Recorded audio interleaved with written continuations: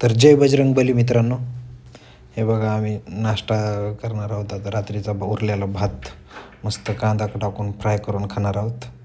बाहेर जायचं फिरायला. जपान सारखी अवस्था किती पाहिजे आपल्याला सगळ्या लोकांचा विचार करून. जपानसारखी.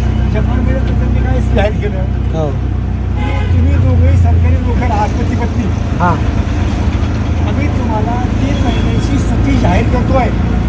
जा तुम्ही दुसऱ्या भावाला जन्म द्या, तुम्हाला ऑन ड्युटी ऑन ड्युटी आणि पगार पण पडत राहणार तो. फुल फुल पगार तुम्हाला. म्हणजे तुम्ही भावाला जन्म द्या, हो. ते भावाचं वर्षभर संगोपन झालं तर आम्हाला द्या, संगोपन करून आम्हाला द्या. 1 वर्ष हो हो हो.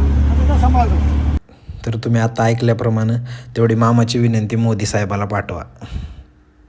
मामाचं ऐकून आम्ही आता मेट्रोमध्ये आलात.